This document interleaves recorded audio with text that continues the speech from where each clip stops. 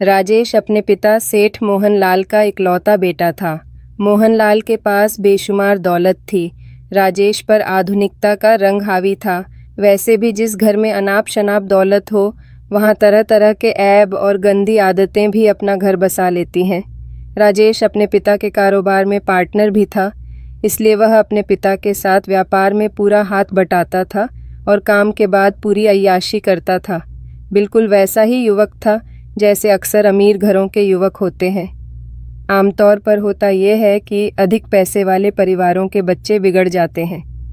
पैसे की कोई कमी उनके पास नहीं होती, इसलिए नशे आदि के ऐब सहज रूप से अपना लेते हैं। आजकल राजेश एक फैक्ट्री लगाने पर विचार कर रहा था। फैक्ट्री लगाने के लिए ज़मीन की आवश्यकता थी। वह ज़मीन तलाश कर रहा था। ज़मीन की तलाश में वह आसपास के गांवों के चक्कर लगा रहा था। पैसे की सेठ मोहनलाल के पास कोई कमी नहीं थी। वे मुंह मांगी कीमत देने को तैयार थे, लेकिन कोई ज़मीन बेचने को तैयार नहीं था। एक ज़माना था जब ज़मीन की कोई कीमत नहीं थी। लोग ज़मीन बेचना चाहते थे, लेकिन खरीदार नहीं थे। समय बदलता गया और ज़मीन की कीमतें बढ़ती गईं। लोग ज़मीन का महत्व समझने लगे और इसीलिए ज़मीन मिलनी बंद हो गई। राजेश फैक्ट्री की ज़मीन के चक्कर में पास के गांव में गया। पास के गांव में उसकी ज़मीन की बात चल रही थी। वह कई किसानों की थोड़ी थोड़ी ज़मीन ले रहा था। किसान काफ़ी कोशिशों के बाद ज़मीन बेचने को तैयार हुए थे। वह भी तब तैयार हुए थे जब उनके परिवार के दो दो आदमियों को नौकरी देने का वायदा किया गया था। आज राजेश उन लोगों को कुछ एडवांस देने जा रहा था। उसने नोटों का एक ब्रीफकेस पीछे वाली सीट पर रख दिया था। उसकी गाड़ी तेज़ गति से दौड़ती जा रही थी। मेन रोड से हटकर वह गांव के रास्ते पर चल दिया। उस रास्ते पर कार की गति धीमी हो गई थी। अचानक उसके पैर ब्रेक पर दबाव डालते चले गए। गाड़ी एक झटके के साथ रुक गई। सामने एक लड़की चली जा रही थी। गाड़ी की चर्र की आवाज़ को सुनकर उस युवती ने पलटकर देखा। गाड़ी में एक नवयुवक बैठा था। वह मुस्करा रहा था। युवती ने एक पल उस युवक को देखा। उसे मुस्कराते देखकर उसने गर्दन झुका ली। राजेश ने अपनी गाड़ी को लाकर बिल्कुल उसके बराबर में खड़ा कर दिया और कहा, क्या नाम है तुम्हारा? रीमा। बड़ा प्यारा नाम है। रीमा प्रत्युत्तर में खामोश रही। राजेश ने उसको संबोधित करते हुए कहा, मुझे राजेश कहते हैं, सेठ मोहनलाल का बेटा हूँ। हम आपके गांव में एक फैक्ट्री लगाना चाहते हैं। रीमा को इन सब बातों से क्या लेना देना था। वह उस समय तक खड़ी रही जब तक कि राजेश बोलता रहा और फिर वह आगे को चल पड़ी। राजेश ने पुनः गाड़ी उसके बराबर में लाकर रोकते हुए कहा, रीमा जी आओ बैठो, मैं भी गांव ही जा रहा हूँ, तुम्हें गांव में छोड़ दूंगा। जी नहीं, रीमा ने कहा, मैं आपकी गाड़ी में नहीं बैठूंगी, मैं पैदल ही जाऊंगी। क्यों? मेरी मर्जी। फिर राजेश ने कुछ नहीं कहा। इस बात को भी वह जानता था कि ये मामला शहर का नहीं गांव का है। यहाँ किसी भी तरह की गई हरकत खतरनाक साबित हो सकती है। वह अपनी गाड़ी आगे बढ़ा ले गया। रीमा उसी तरह से पैदल चलती रही और वह अपने घर आ गई। शाम को राजेश रीमा के घर भी आया। अपने पिता के आवाज़ देकर कहने पर रीमा राजेश के लिए चाय लेकर आई। रीमा के सामने आने पर राजेश उसे कई पलों तक अपलक निहारता रह गया। रीमा उसको इस तरह से अपनी ओर देखते पाकर शर्मा गई और चाय देकर वहाँ से चली गई। राजेश ने रीमा के पिता शिवराज को एडवांस दिया, दस्तखत किए और अपनी कार में बैठकर चल दिया। रीमा राजेश को भा गई थी। वह सोच रहा था कि चाहे जैसे भी हो रीमा हाथ ही आनी चाहिए। गदराया बदन अंग अंग सांचे में ढला हुआ। बार बार रीमा का चेहरा राजेश को विंड पर चमकता नजर आ रहा था। उसने अपनी गर्दन को जोर से झटका दिया, जैसे उसने रीमा के ख्यालों को दिमाग से निकाल दिया हो। वह वापस लौट आया। राजेश अपने मनोमस्तिष्क से रीमा को निकाल नहीं पाया। वह बार बार उसके ख्यालों में आ जाती थी। राजेश ने एक बार फिर गांव जाने का निश्चय किया। उसने सोचा शायद रीमा उसके जाल में फंस जाए। वह अपनी गाड़ी लेकर आज एकदम रात को आया। वह ऐसे टाइम पर आया था कि रीमा के पिता उसे रात्रि में वहीं रोकने का प्रयास करें और वह रुक जाए। राजेश शिवराज के यहाँ पहुंचा तो शिवराज ने उसे आदर से बैठाया।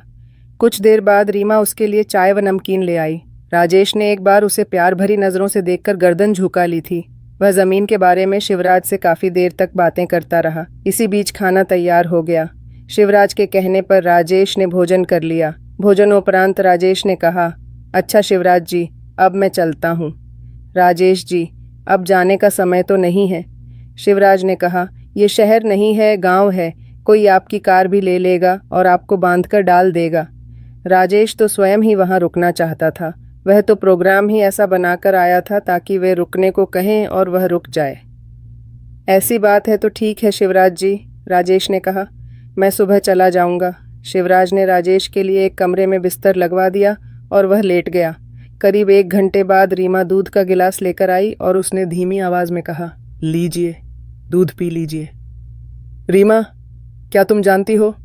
राजेश ने कहा। मैं यहाँ किस लिए आया हूँ? जी नहीं, मैं सिर्फ यहाँ तुम्हारे लिए ही आया हूँ। क्यों? क्या तुम इतना भी नहीं समझती? राजेश ने कहा। कोई युवक किसी युवती के पास कब और किस लिए आता है? रीमा, मैंने जब तुम्हें पहली बार देखा था मुझे तभी तुमसे प्यार हो गया था। उसी वजह से मैं यहाँ दोबारा आया हूँ। राजेश जी, ये शहर नहीं गांव है। यहाँ इस तरह की बातें करना भी पाप समझा जाता है। आज तो आपने कह दिया, फिर कभी मत कहना। क्या किसी से प्यार करना बुरा है? नहीं। कहने के साथ ही रीमा वहां से उठकर चली गई। राजेश की समझ में नहीं आ रहा था कि वह क्या करे। उसे अपनी इच्छा पूरी होती नजर नहीं आ रही थी। रीमा ने उसमें जरा सी भी दिलचस्पी नहीं दिखाई थी। दूध पीकर वह लेट गया। इसके अलावा चारा भी क्या था। सुबह फिर रीमा उस लिए चाय व नाश्ते का सामान लाई थी। उस समय शिवराज वहां नहीं था। चाय का कप थामते हुए उसने कहा, रीमा, मेरा यकीन करो। राजेश ने कहा, मैं सचमुच तुमसे प्यार करने लगा हूँ। रीमा ने कहा, आप अपने काम से मतलब रखिए। इन बेफिजूल की बातों के लिए मेरे पास वक्त नहीं है। उसने मन ही मन निश्चय कर लिया था कि चाहे जैसे भी हो वह उसे पाएगा अवश्य। चाय पीकर वह चल दिया। कार में आकर बैठा। रीमा कहीं जा रही थी। उसने कहा, मैं कल दोपहर को तुम्हारा नदी पर इंतजार करूंगा। रीमा ने उसकी बात का हाँ या न में कोई उत्तर नहीं दिया। वह अपने रास्ते चली जा रही थी। राजेश गाड़ी स्टार्ट कर वहां से चला गया। रीमा राजेश के बार बार इस तरह की बातें करने के कारण यह सोचने पर विवश हो गई थी कि क्या वह सचमुच उसे प्यार करता है और उसी के लिए यहाँ आता है। उसने अपने आप ही अपनी गर्दन को झटका दिया, जैसे अपने विचारों को अपने मन से निकाल कर फेंक देना चाहती हो। मगर दूसरे दिन जब दोपहर हुई तो रीमा के कदम स्वयं ही नदी की ओर उठ गए। वह यह देखना चाहती थी कि क्या सचमुच राजेश वहाँ आया है। क्या वह सचमुच उसे प्यार करता है? रीमा ने देखा कि नदी किनारे राजेश की कार खड़ी थी और राजेश उसी की ओर देख रहा था। रीमा की समझ में नहीं आया कि अब वह क्या करे, उसकी ओर जाए या लौट जाए। रीमा के कदम अपने आप राजेश की ओर बढ़ते चले गए। कुछ ही देर में वह राजेश के पास आ गई। रीमा को देखकर राजेश प्रसन्न हो गया। उसके करीब आने पर उसने कहा, आओ रीमा, मैं तुम्हारे इंतजार में ही पलकें बिछाए बैठा था। आप मुझे क्यों परेशान कर रहे हैं? रीमा ने कहा, मैं गांव की रहने वाली हूँ। यहाँ प्यार नाम की कोई चीज़ नहीं होती। आप मेरा ख्याल छोड़िए और अपना काम कीजिए। राजेश ने कहा, तुम्हें भुला पाना मेरे वश में नहीं है, इसलिए मैं क्या करूँ? रीमा इस बात से डर रही थी कि उस ओर यदि कोई आ गया तो वह बदनाम हो जाएगी। राजेश ने अपनी जेब से एक अंगूठी निकाली और रीमा की उंगली में लगभग ज़बरदस्ती करते हुए पहना दी और कहा, यह हमारे प्यार की पहली निशानी है। वह कभी अंगूठी को देख रही थी तो कभी राजेश को। उसकी समझ में नहीं आ रहा था कि वह क्या करे क्या न करे। रीमा ने वह अंगूठी उतारकर राजेश को देते हुए कहा, आप इसे वापस ले जाइए। कहने के साथ ही रीमा गांव की ओर चली गई। मैं कल भी इसी समय आऊँगा, राजेश ने इस बार कुछ तेज स्वर में कहा था। रीमा कुछ नहीं बोली। दूसरे दिन भी राजेश आया। रीमा भी उसके पास आई थी। गुजरते दिनों के साथ साथ वह दोनों रोज मिलने लगे। राजेश का जादू रीमा पर चढ़ता जा रहा था। राजेश जल्द से जल्द रीमा को पा लेना चाहता था। दिन गुजरते चले गए। राजेश को रीमा का न मिल पाना अखर रहा था। एक दिन जब रीमा राजेश के पास आई तो राजेश ने उसे अपनी कार में अपने पास बिठा लिया और शहर की ओर चल दिया। उसे शहर की ओर जाते हुए देखकर रीमा ने पूछा, तुम कहाँ जा रहे हो? आज तुम्हें शहर दिखाऊंगा, राजेश ने कहा। आराम से बैठी रहो। राजेश रीमा को लेकर अपने बंगले पर ही आ गया। पहले उसका इरादा रीमा को होटल ले जाने का था, बाद में उसने अपना इरादा बदल दिया था। रीमा का दिल धक धक कर रहा था। उसकी समझ में नहीं आ रहा था कि वह उसे यहाँ क्यों लाया है, वह यहाँ क्या करेगा, यह भी उसकी समझ में नहीं आ रहा था। राजेश ने रीमा को अपनी बाहों में भर लिया और उसे अपने बिस्तर पर ले गया। राजेश, बोलो रीमा, यह सब मुझे पसंद नहीं है, रीमा ने कहा। नहीं, मैं कोई गलत काम करूँगी। क्या तुम्हें मुझ पर विश्वास नहीं है? राजेश ने कहा। तुम चिंता क्यों कर रही हो? शादी से पहले यह सब मैं नहीं होने देंगी। रीमा ने कहा। मुझे मेरे घर पहुंचा दो। राजेश ने कहा। तुम आओ तो सही, घबरा क्यों रही हो? रीमा के मना करते करते भी राजेश उसे बिस्तर पर ले गया और उसकी इच्छा के बिना ही उसने अपनी मनमानी कर ली। बेचारी रीमा, वह कुछ न कर पाई और फिर उसके बाद जब भी राजेश की इच्छा होती गांव आ जाता और रीमा को ले जाता, अपनी इच्छा पूरी करके उसके घर छोड़ जाता। रीमा राजेश से बार बार शादी करने के लिए कहती और राजेश उसकी बात टाल जाता था। बीतते समय के साथ साथ रीमा को यह लगने लगा था कि वह शायद माँ बनने वाली है। रीमा को जब पक्का यकीन हो गया कि वह राजेश के बच्चे की माँ बनने वाली है तो उसने राजेश से कहा, राजेश, अब शादी में देर करना उचित नहीं है। रीमा ने कहा, मुझे ऐसा लग रहा है कि मैं तुम्हारे बच्चे की माँ बनने वाली हूँ। ये तुम क्या कह रही हो? यह सच है। अच्छा, मैं जल्दी ही तुम्हारे साथ शादी करने की तैयारी करूँगा, राजेश ने कहा और वहाँ से चला गया। उसके बाद वह वहाँ नहीं आया। रीमा अब अधिक दिन तक इस बात को नहीं छुपा सकती थी। उसे अपने पिता शिवराज से यह बात बतानी पड़ी। शिवराज की समझ में नहीं आया कि वह क्या करे क्या न करे। फिर भी अपनी बेटी को लेकर वह मोहनलाल के यहाँ आया। मोहनलाल उस समय घर पर ही था। उसने शिवराज की ओर देखते हुए कहा, आओ शिवराज जी, कैसे आना हुआ? सेठ जी, राजेश जी हैं? वो तो फैक्ट्री गया है। मोहनलाल ने कहा। बैठो, बात क्या है? सेठ जी, राजेश जी ने मेरी बेटी रीमा से प्यार किया है, इससे शादी का वादा किया था। अब ये उसके बच्चे की माँ बनने वाली है। शिवराज एक ही सांस में कहता चला गया। ओह! सेठ मोहनलाल गहरी सोच में डूब गए। फिर बोले, शिवराज जी, तुम उससे बात कर लो। यदि वह रीमा बेटी से विवाह करना चाहता है तो मुझे कोई एतराज़ नहीं है। मेरा इकलौता बेटा है, मैं तो उसकी खुशी चाहता हूँ। शिवराज अपनी बेटी को लेकर वहीं रुक गया। उसे राजेश की प्रतीक्षा तो करनी ही थी। राजेश रात को लगभग 10 बजे आया। उसके आने पर मोहनलाल ने राजेश से कहा, राजेश। देखो, मोहनलाल ने कहा, शिवराज और उसकी बेटी आए हैं, वे तुम्हारा इंतज़ार कर रहे हैं। राजेश पर इस बात का कोई फर्क नहीं पड़ा था। वह ड्राइंग रूम में आया। शिवराज और रीमा वहाँ बैठे हुए थे। राजेश ने उन लोगों की ओर देखा और कहा, कहिए शिवराज जी, कैसे आना हुआ?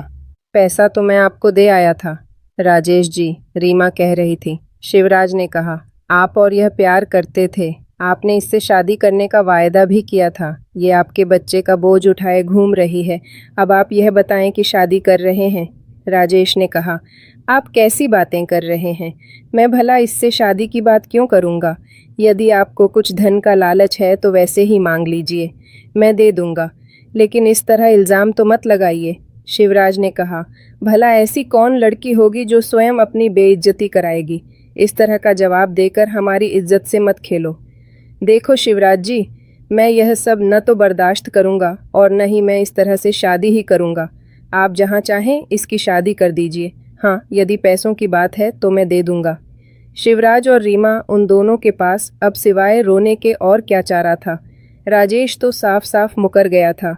चलो बेटी, शिवराज ने कहा, इससे और कुछ कहने का कोई लाभ नहीं है। यह किसी सेठ की कोठी नहीं, रावण की लंका है। राजेश को शिवराज के यह शब्द नागवार लगे, लेकिन वह खामोश रहा। वे उठकर चल दिए। वे उनकी कोठी से बाहर निकल आए और एक ओर चल दिए। रात्रि के 11:30 बज रहे थे। उसकी समझ में यह नहीं आ रहा था कि वह इस समय अपनी बेटी को लेकर कहाँ जाए। वह इस बात को जानता था कि मोहनलाल से भी कुछ कहने का कोई लाभ नहीं है, क्योंकि उसने तो पहले ही कह दिया था कि अगर राजेश शादी करना चाहे तो मुझे कोई ऐतराज़ नहीं है, और जब राजेश ने मना कर दिया तो फिर वह हाँ कैसे करेगा। जैसे ही वह कोठी से बाहर आया, उसे उनका एक ड्राइवर मिला। वह उनके पास आकर बोला,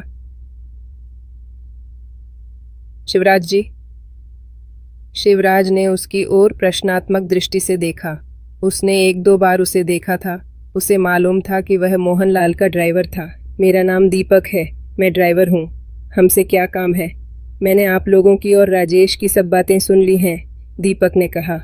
मैं जानता हूँ कि आप और आपकी बेटी जो कुछ कह रहे हैं वह एकदम सत्य है। ये सेठ का बिगड़ैल बेटा इसी तरह से लोगों की लड़कियों की इज्जत खराब करता फिरता है और बाद में लोगों की इज्जत को पैसों से तौलने लगता है। उसके बाद किसी के पास करने को कुछ नहीं रह जाता है। इस समय आप लोग परेशान भी हैं और रात्रि का समय भी है। यदि आप लोग हर्ज न समझे तो मेरे घर चलिए, सुबह चले जाइएगा। शिवराज ने एक पल के लिए कुछ सोचा और फिर स्वीकृति में सिर हिलाते हुए कहा, ठीक है, चलिए। दीपक उनको अपने साथ लेकर चल दिया। रीमा बराबर आंसू बहाए जा रही थी। उसके पास सिवाय आंसू बहाने के और चारा भी क्या था। शिवराज की स्थिति बड़ी खराब थी। उसकी समझ में नहीं आ रहा था कि वह अपनी बेटी का क्या करे। उसके कारण वह कहीं का नहीं रह गया था। उसे डूब मरने के लिए भी कोई जगह नजर नहीं आ रही थी। उस समय दीपक का उन्हें मिलना डूबते को तिनके के सहारे के समान था। दीपक शिवराज और उसकी बेटी रीमा को लेकर अपने घर पर आ गया। उसका मकान बहुत बड़ा तो नहीं था, पर ठीक था। शिवराज और रीमा चारपाई पर बैठ गए और दीपक उनके लिए चाय बनाने लगा। वह चाय बनाकर ले आया और उसने एक एक कप रीमा और उसके पिता को दे दिया और एक कप स्वयं ले लिया। वे तीनों चाय पीने लगे। चाय पीते हुए दीपक ने शिवराज को संबोधित करते हुए कहा, शिवराज जी। हाँ दीपक, इस समय आपकी क्या पोजीशन है मैं अच्छी तरह से समझ सकता हूँ। जिस किसी के साथ इस प्रकार की घटना घट जाती है उसका जीना हराम हो जाता है। समाज में उसका कोई मान सम्मान नहीं रह जाता। शिवराज क्या जवाब देता। उसकी तो जैसे बोलती बंद हो गई थी। ऐसी दशा में कोई भी बेटी का बाप क्या कह सकता था। दीपक ने फिर कहा, यदि आप उचित समझें तो इस समय जबकि आप परेशानी में हैं मैं आपकी मदद कर सकता हूँ। आपको जिल्लत और रुसवाई से बचा सकता हूँ। वो कैसे? दीपक ने कहा, मैं आपकी बेटी रीमा से शादी करने को तैयार हूँ। शिवराज ने आश्चर्य से दीपक को देखा। दीपक की उम्र बहुत अधिक नहीं थी। उसकी उम्र 25-26 वर्ष की रही होगी। देखने में वह सुंदर भी था। उसकी पत्नी मर गई थी। वह विधुर का जीवन व्यतीत कर रहा था। इस समय उसे दीपक की बात मान लेने में लाभ लगा। फिर भी उसने रीमा की ओर देखा और पूछा, बोलो बेटी, तुम्हारा क्या ख्याल है? मैं तो कुछ भी कहने के काबिल नहीं हूँ, रीमा ने रो देने वाले अंदाज में कहा। तभी दीपक ने कहा, सोच लीजिए शिवराज जी, ये कोई ज़बरदस्ती तो है नहीं कि जो आप इसकी शादी मेरे साथ ही करें। हाँ, यदि आप लोग तैयार हों तो मुझे कोई ऐतराज़ नहीं है। ठीक है, शिवराज ने कहा, मुझे कोई ऐतराज़ नहीं है। मैं जल्दी ही तुम दोनों का विवाह कर दूंगा। इस समय जिल्लत और बेइज्जती से बचने के लिए इससे अच्छा उसके पास और कोई हल नहीं था। सुबह शिवराज और रीमा अपने गांव वापस चले गए। 1 सप्ताह बाद शिवराज ने रीमा और उस ड्राइवर की शादी कर दी। रीमा शादी के बाद दीपक के घर आ गई। राजेश को भी इस बात का पता चल गया था कि रीमा का विवाह उनके ड्राइवर दीपक के साथ हो गया है। एक दिन वह ड्राइवर के जाने के बाद वहां आया। राजेश ने वहां आते ही रीमा को अपनी बाहों में भर लिया और उसे चूमने लगा। रीमा ने बड़ी सख्ती से अपने आप को उससे अलग किया और उससे कहा, राजेश, आज के बाद यहाँ मत आना। मुझे तुम्हारी शक्ल से भी नफरत है। यदि आज के बाद तुम यहाँ आए तो याद रखना मैं तुम्हें जिंदा नहीं छोड़ूंगी। अभी तुमने औरत का प्यार ही देखा है, इंतकाम नहीं। राजेश उसे कोरी धमकी ही समझ रहा था। वह फिर रीमा की ओर बढ़ा। वहीं पर एक छुरी पड़ी हुई थी। रीमा ने वह छुरी उठा ली और सीधी कर ली। अब राजेश को यह लग रहा था कि वास्तव में रीमा जो कुछ कह रही है उसे कर डालेगी। वह चुपचाप वहां से निकलकर चला गया। दैवयोग से दीपक बाहर खड़ा यह सब सुन रहा था। रीमा का यह रूप देखकर उसने सोच लिया कि उसने कोई गलत काम नहीं किया है। वह भी चुपचाप ही वहां से चला गया। किट्टू बोली, देख लिया उस राजेश को। उसने पहले रीमा से प्यार किया, उससे शादी का वादा किया और जब वह उसके बच्चे की माँ बनने लगी तो साफ मुकर गया। जब उस बेचारी ने कहीं और शादी कर ली तो फिर अपना मुंह काला करने उसके पास पहुंच गया। एक पल रुककर किट्टू ने फिर कही, देख लिया ना मर्दों को कितने बेवफा होते हैं। उस बेचारी को मंझधार में छोड़ दिया। चिंटू बोला, वह भी तो आदमी ही था जिसने उसको सहारा दिया और उसके सब दुहक दूर कर दिए। वह तो केवल एक समझौता था जो कि मजबूरन रीमा को करना पड़ा था, वरना उसका ड्राइवर के साथ शादी होने का क्या मतलब था। तुम एक बात बताओ किट्टू। पूछो चिंटू, तुम कहना क्या चाहती हो? यही कि तुम हार मान लो। चिंटू ने कहा, इस बात को तस्लीम कर लो कि मर्दों की जात बेवफा होती है, और यदि मैं हार न मानूं तो साबित करो कि मर्द बेवफा नहीं होते। किट्टू ने कहा, मैं तो कहता हूँ कि मर्द और औरत दोनों बेवफा होते हैं। चिंटू ने कहा, मैंने जितनी भी दास्तानें सुनाई वह सब बेवफा औरतों की दास्तानें थीं और जितनी तुमने सुनाई वह बेवफा मर्दों की दास्तानें थीं। यह कहकर चिंटू किट्टू के करीब खिसक आया। किट्टू ने उसे सावधान करते हुए कहा, खबरदार चिंटू, मुझसे दूर ही रहना। चिंटू उससे दूर हटते हुए बोला, हम और तुम 2 रात और 2 दिन से मर्द और औरत की बेवफाई की दास्तानें सुना रहे हैं। यह दास्तानें कभी ख़त्म नहीं होंगी, इसलिए अच्छा यही है कि हम आपस में समझौता कर लें। मुझे अपनी चिकनी चुपड़ी बातों से मत फुसला चिंटू। किट्टू ने कहा, मैं तुम जैसे मर्दों की चालें खूब समझती हूँ। अगर मर्द और औरत एक दूसरे को बेवफा ही समझते रहे तो वह घर किसके साथ बसाएंगे। सृष्टि ने मर्द और औरत को एक दूसरे का पूरक बनाया है। वह दोनों एक दूसरे के बगैर अधूरे हैं, इसलिए उनका मिलन होना भी आवश्यक है। यह मिलन ही बेवफाई को जन्म देता है चिंटू, किट्टू ने कहा। अगर नर और मादा का मिलन नहीं होगा तो धरती सूनी हो जाएगी किट्टू, चिंटू ने उसे समझाते हुए कहा। अगर विश्वास नहीं होता तो विश्वासघात नहीं होता। अगर दुनिया में वफा नाम की चीज़ न होती तो बेवफाई जन्म नहीं लेती। धीरे धीरे रात का अंधकार फैलने लगा था। लोग अपने अपने घरों में जा रहे थे। किट्टू भी अपने घरों में जाना चाहती थी, लेकिन चिंटू की मौजूदगी में वह अभी तक अपने घरों में नहीं गई थी। उन दोनों को बहस करते हुए 2 रातें गुजर गई थीं। किट्टू के दिल में धीरे धीरे चिंटू के प्रति हमदर्दी बढ़ने लगी थी, इसलिए वह अभी तक अपने घर में नहीं गई थी। आज ठंड काफ़ी है, चिंटू ने कहा। मर्दों की तरह मौसम भी बदलते हैं, किट्टू ने चिंटू को घूरते हुए कहा। इसका मतलब है मौसम भी बेवफा होते हैं, जो अपना प्रभाव बदलते रहते हैं, चिंटू ने कहा। मौसम तो प्रकृति की देन है, किट्टू ने ठंड में सिकुड़ते हुए कहा। नर और मादा भी तो प्रकृति की देन है। तू मुझे उलझन में मत डाल, किट्टू शंकित नज़रों से देखा। मैं जानता हूँ तुम काफ़ी चतुर हो और मैं भी कम बुद्धिमान नहीं हूँ। 2 रातें तुम्हारे साथ मैं भी गुजार चुका हूँ, लेकिन मैंने अन्य मर्दों की तरह तुम्हारे साथ न तो कोई ज़ोर ज़बरदस्ती की है और न ही बेवफाई। इसलिए ऐ किट्टू, मुझ पर यकीन कर ले और मेरे साथ शादी कर ले। तेरी चतुराई और मेरी बुद्धिमानी के मिलन से बेवफाई जन्म नहीं लेगी। किट्टू की आवाज़ कांपने लगी। मैं तुम्हें वचन देता हूँ कि मैं तुम्हारे साथ कभी बेवफाई नहीं करूँगा। चिंटू इस बार किट्टू के करीब खिसक आया था। इस बार किट्टू ने कोई एतराज़ नहीं किया। दोनों की नज़रें आपस में मिलीं और फिर वह आपस में चोंचें लड़ाने लगे। शायद उनकी 2 दिनों की मुलाकात प्रेम में बदल गई थी। किट्टू ने चिंटू के साथ शादी करने का निश्चय कर लिया था। रात बढ़ती चली जा रही थी और बीतती रात के साथ साथ ठंड भी बढ़ रही थी। किट्टू अपने घर में चली गई और उसके पीछे पीछे चिंटू भी किट्टू के घर में जा पहुंचा। धीरे धीरे रात बीतती रही। घर के बाहर बारिश हो रही थी, लेकिन उन्हें इसकी कोई चिंता नहीं थी। उन्हें ऐसा लग रहा था कि आज की रात काफ़ी जवान है और अब आने वाली हर रात उनके लिए जवान ही रहेगी। दोस्तों, वीडियो कैसी लगी कमेंट सेक्शन में बताएं और वीडियो को लाइक करें, चैनल को सब्सक्राइब करें, अपने दोस्तों के साथ अधिक से अधिक शेयर करें और ऐसी ही कहानी सुनाने के लिए हमारे चैनल को सब्सक्राइब करें, बेल आइकन को प्रेस करें। धन्यवाद।